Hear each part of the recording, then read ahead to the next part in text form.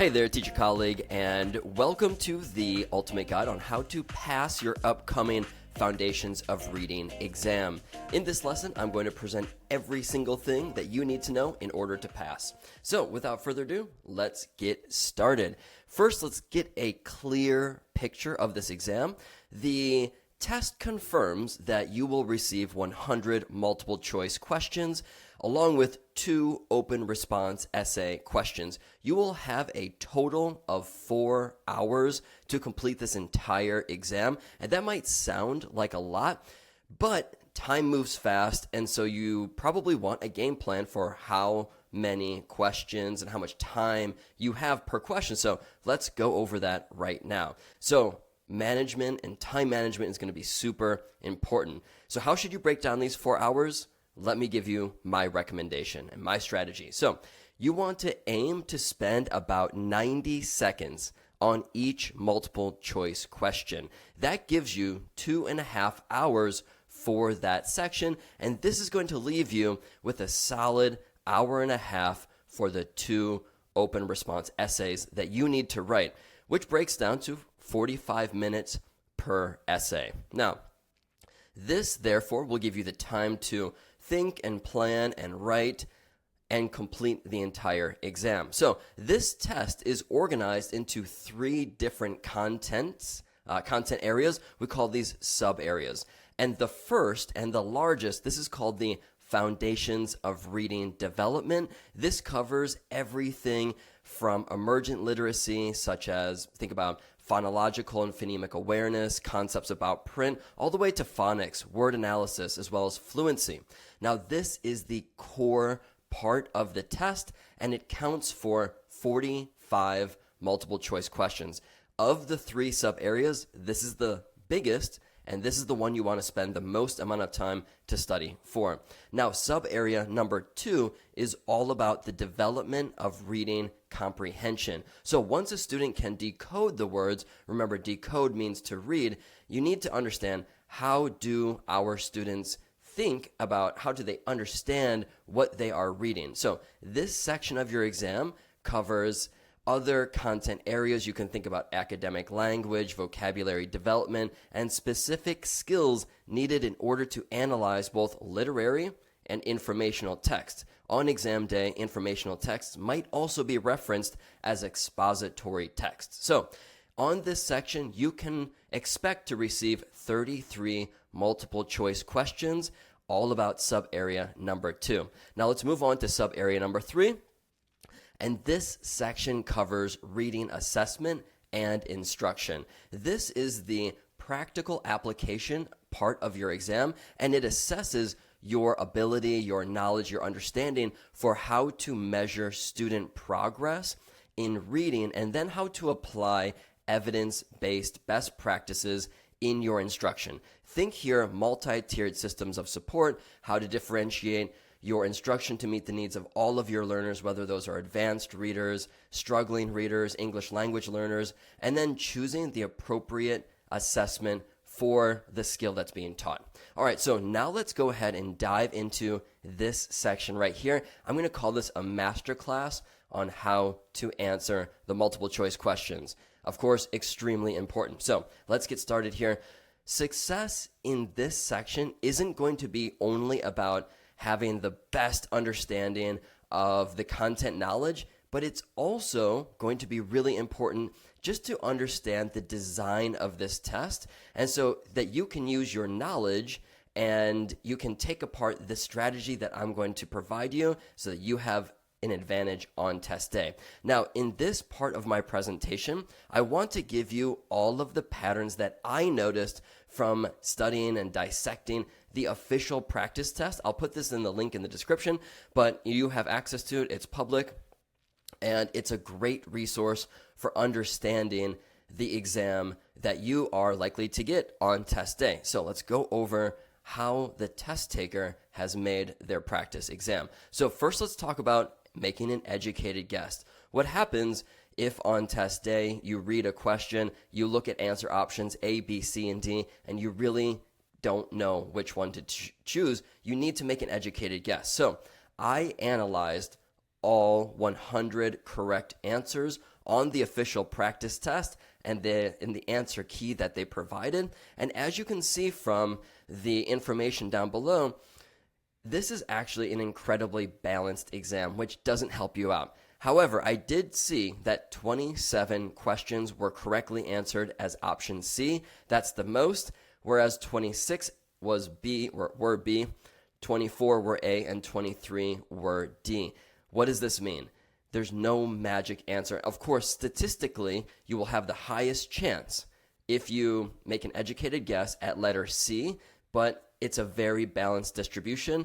And so what we want to do is we want to keep talking about further strategies that's going to help you out. Let's go to this next page here. Let's talk about getting smart about how the actual questions are written on your Foundations of Reading exam. Now, I analyzed, again, all 100 questions, and I looked at the stem of the question. And this will give you a gigantic clue for what types of questions you can expect to receive on test day. And we're going to take a look at two major types that I continue to see over and over and over on that official practice exam. And the first is all about diagnostic types of questions, and the second were all rationale types of questions. Let me go further into depth. Now, when you see a stem such as the student's performance suggests, ... you are actually being asked to act like a doctor, like a physician, and they are asking you to use your understanding of pedagogy and effective reading instruction in order to diagnose a specific student's reading issue. Now, in this example on the slide here, we can read that we have a student reads the word boat as bought. This suggests a need for instruction in, now is it going to be answer option A or B? Now, of course, I marked it with the red as being incorrect and green as being correct so that it's easier for you to take a look at on the screen right now. But if we have a look, we can notice here that the student is not recognizing the OA working together as a vowel team. And so what you're going to want to do is look at answer option A, and you're going to say, this is not the correct answer, whereas answer option B is the correct answer. Again, it's your job on test day to pinpoint the exact skill deficit. Let's go to the next slide. Now, when you see words like primarily because or best rationale for, and I noticed this again and again and again on the official exam, you need to find the most direct and most important reason listed in the answer options A through D. So multiple choice answers might seem okay. Several of them might seem okay, but the one that is correct has a link or a match to the core purpose of the question. In our example right here, this reads, paired reading with a fluent adult is effective for struggling reader primarily because it. Now, although A isn't wrong, it's just a side benefit. It's not the primary reason. So this is what's difficult with multiple choice questions. There's only one correct response, and you need to identify the best one. Now, in answer option B, which reads, models prosody and accurate decoding, that is the main or primary reason. So that's what you're going to want to look for when taking your exam. Now, let's keep on going. The single most powerful strategy in order to select the correct responses in any multiple choice question is using the process of elimination. Now, your goal here shouldn't always necessarily be to identify the correct answer. It can also help to use that process of elimination to knock out the answers that you know are wrong. So then you have a higher statistical probability. Once you've taken out two and you have two left, then you've got a 50-50 chance, right? So let's look at some dead giveaways for wrong answers that I spotted on the practice test that you might see when taking your real exam. So here's a big one. This test is based on the science of reading, and any answer choice that promotes guessing over decoding is almost always guaranteed to be wrong. Now, in this example down here, prompting a student to look at a picture is an outdated and ineffective method. The evidence-based effective evidence-based approach to reading instruction is to be direct and explicit with a student. So we can read here, a teacher wants to help a student decode the word whale. The teacher should first prompt the student to. Now, looking at pictures, again, it might help, but this is about the science of reading. Just because the student can say, oh, that's a whale, does not mean that they actually read the word underneath of the flashcard whale correctly. So letter B for the science of reading, or in this case, the foundations of reading exam, is going to be a better answer. Find the letters that make the first sound. All right, so let's keep on going. This is a classic test maker trick, and you need to be aware of it.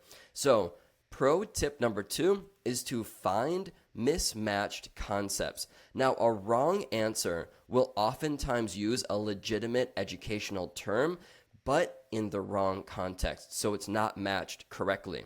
Here, this question reads, which activity best develops phonemic awareness? And the right answer will be all about sounds, whereas the wrong answer, let me just move this on up, has letters involved, which of course is phonics. So saying cat with the k sound to make at is going to be more appropriate than matching the letter, because the question is all about phonemic awareness. And remember that phonemic awareness and phonological awareness, these are all about sounds, and I'm doing this because it actually has the word phone in it, P-H-O-N-E. All right, so you're going to want to know these tips, tricks, hacks in order to think correctly, have the right mind frame in order to find the correct solution on test day. Now, let me just move myself down right down here. All right, now also be very suspicious of answers that use the words like only, always, never. These are absolute terms and have a likelihood of not being the answer that you will want to choose, because as we know, in education, things are rarely black and white. In our example right here, when teaching phonics, there's this dead giveaway, this kind of absolute word only, and that should instantly draw a red flag in your head and say education isn't only anything. So I'm going to have a look at the other options. Again, use the process of elimination to scratch that out. Answer option A reads, instruction should be systematic and explicit. Much, much better.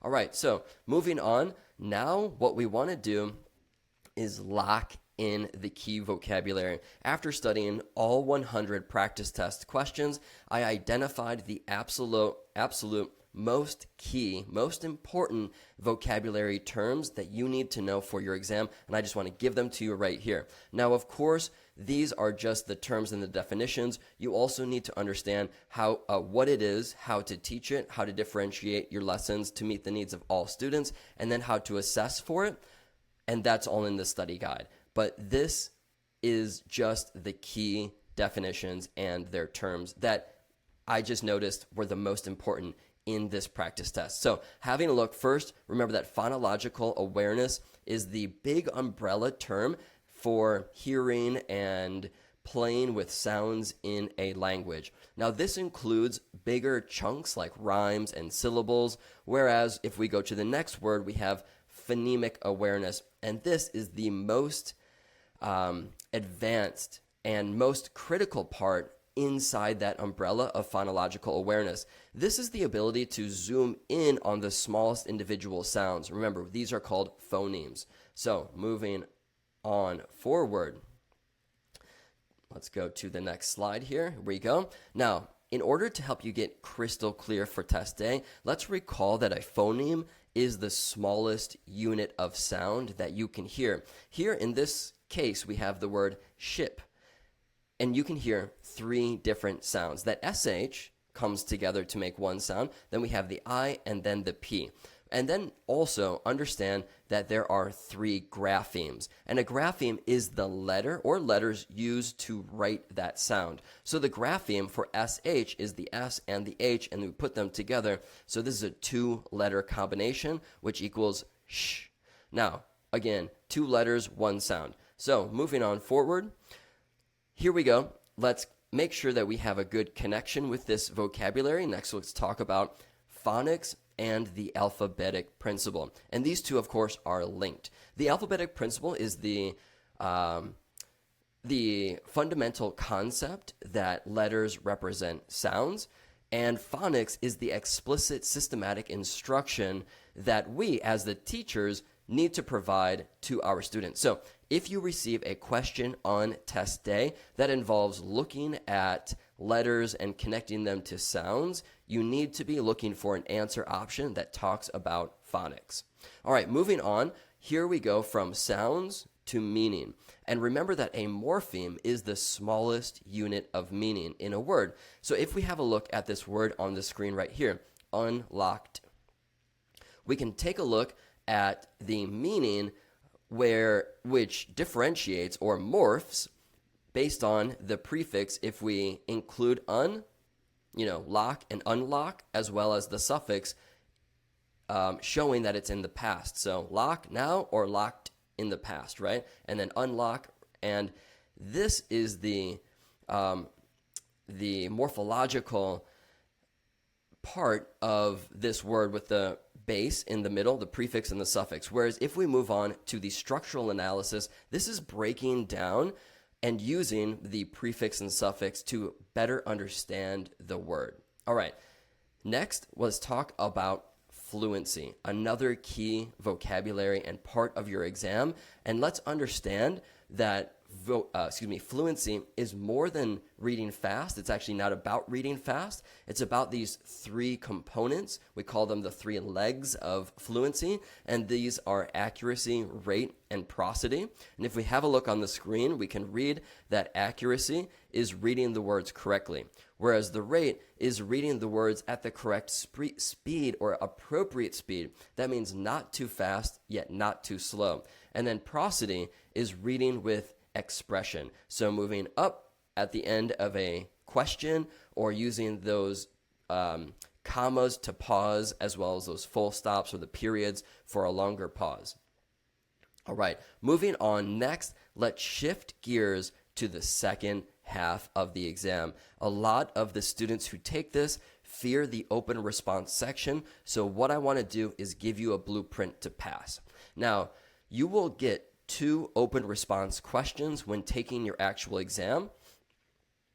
And the official practice test read that we need to aim to write approximately 150 to 300 words as our response. Now, this is where you're going to need to demonstrate your ability to apply your knowledge to a real world student inside of a scenario-based question. Now, the good news is that this is not a mystery, especially if you're reading our full-length study guides, you're taking our quizzes, it's all going to be apparent to you. And luckily, there's a very clear formula for success, and I want to break it down step by step so you have a better chance to pass. Let's do this right now. Looking at both open response prompts on the official practice test, I noticed that they are absolutely identical. They just provide you with a different student who has a different strength and need. But the actual prompt asks the exact same words, the exact same question, and they are identical in structure. So every single time, the open response will ask you for the same 4 things. You must identify the student's strength, identify a need that the student still has, and then propose a strategy to address that student's need, as well as explain your reasoning why that strategy that you laid out would be effective for this student and his or her needs. So your entire response must be built around these 4 points. All right, moving on. You're going to want to ask yourself, and you're going to want to understand how to structure your essay response. So what I want to do is offer this simple and effective 3-paragraph model that I reverse engineered from that official practice test so that you can have a better chance on writing a passing score on test day. The first paragraph, you're going to want to identify both the strength and the need of the student, and you must cite specific evidence from the student's work. Remember, they oftentimes either give you a page in the teacher's grade book or the teacher's journal, or perhaps a screenshot or a photocopy of an actual worksheet completed by the student, and you're going to want to use that as evidence.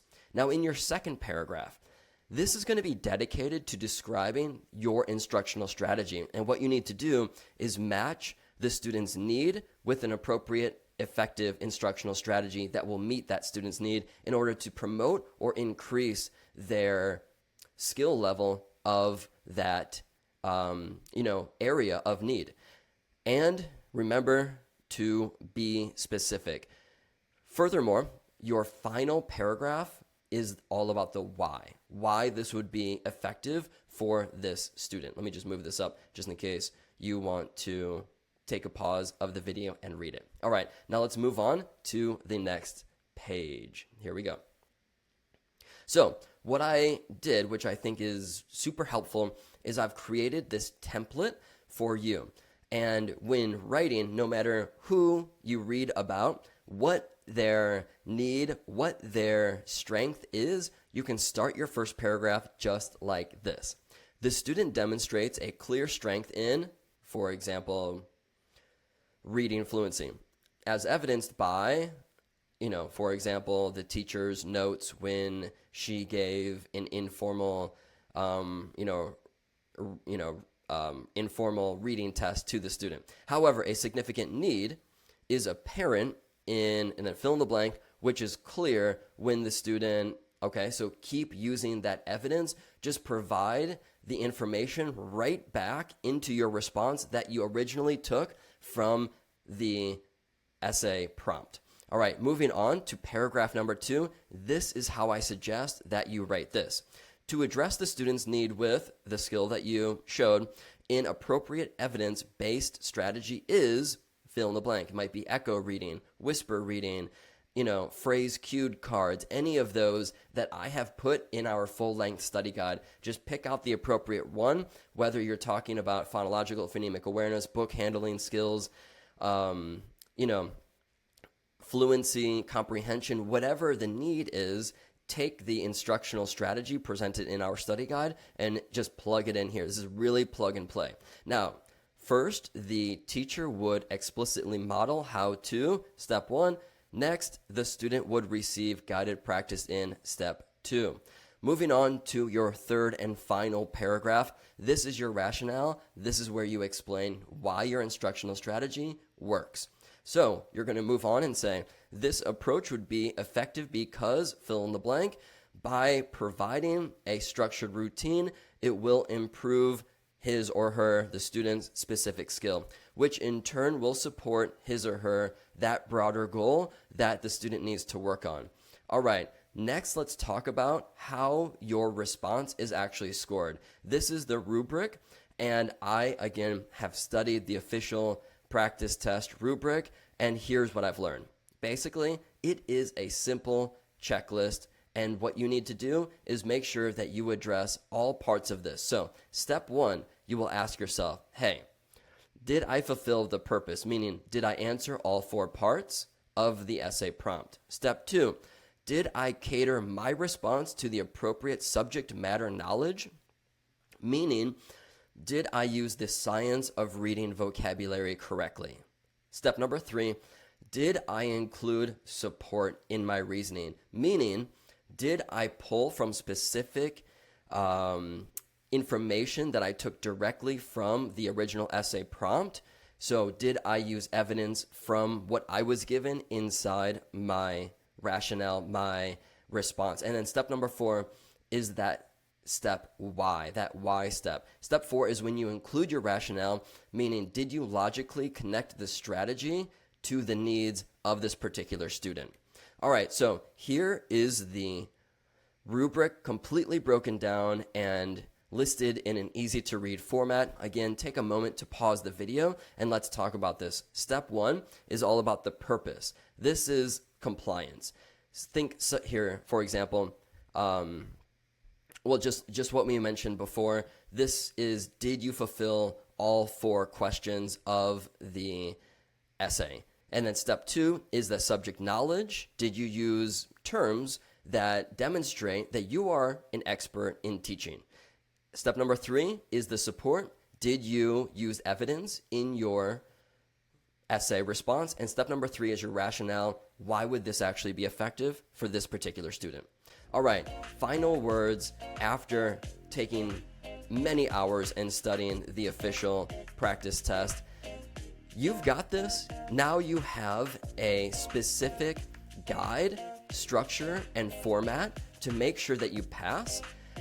Make sure that you read the study guide that we've listed, take all of the quizzes, take our full-length practice test, and absolutely make sure to use our AI essay grader, where you actually type in your own response, and then out comes an actual score on the rubric that I presented in the last slide. And then you can check, hey, my writing is or is not ready for test day. Thanks so much for watching. I hope you found value in this, and I look forward to seeing you in future videos.